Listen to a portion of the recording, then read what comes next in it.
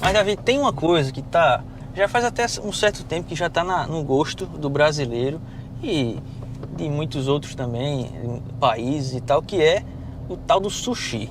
Isso é uma polêmica danada, porque tem médico que condena, tem nutricionista que condena, tem nutricionista que apoia.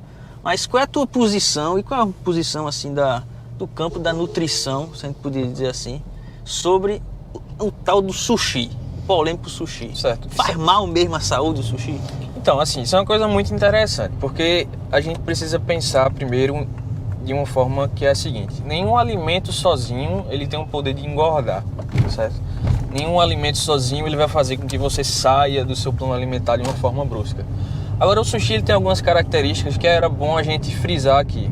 Eu sempre vejo o sushi com 3 pilares, tá? O primeiro, o arroz que o sushi ele é preparado, ele leva muito açúcar na preparação dele. E quando a gente coloca o açúcar, a gente tende a ter mais carga de carboidrato, mais carga glicêmica ali em cima. Então, quando a gente adiciona esse açúcar ao sushi, é o que torna ele um pouco mais calórico. Segundo pilar, a gente sabe que o sushi, em grande parte, ele é feito de peixe cru, né? Peixe cru. Peixe cru. Claro que a gente tem também aqueles sushis que são fritos, etc e tal, mas o tradicional sushi, que dominou o mundo, vamos dizer assim, ele é de peixe cru. E tem que ter sempre aquele cuidado com a questão higiênica da coisa, né? Porque a gente sabe que existem protocolos de preparação para alimentos crus, etc e tal, mas quando a gente está tratando de carne, quando a gente está tratando desse tipo específico, a gente pode ter uma contaminação cruzada muito grande, inclusive algum tipo de verminose que a gente pode contrair por conta dessa má preparação, da má higienização do sushi. Do preparo, né? Do preparo do sushi, exatamente. E assim, a gente vê os casos de sushi em todo canto, né? Exatamente. É em posto, é em esquina, é em carrinho, é em restaurante.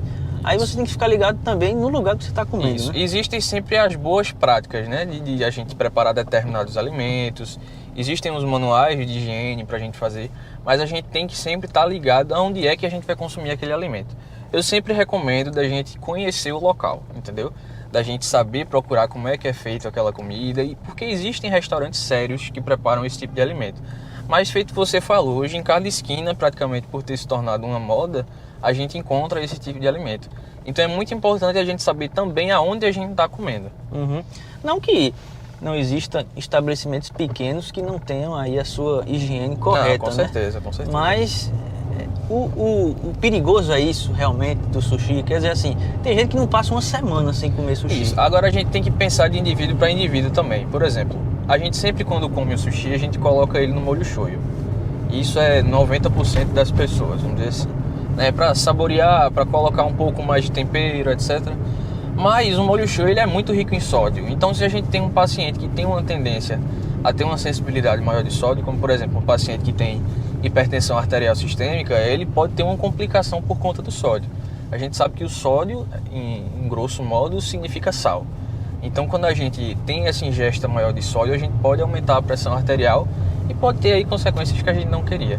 Então acho que esses 3 pilares são os principais para a gente falar de sushi, sabe? A adição de açúcar na preparação do arroz, o cuidado higiênico sanitário e o sódio do molho shoyu.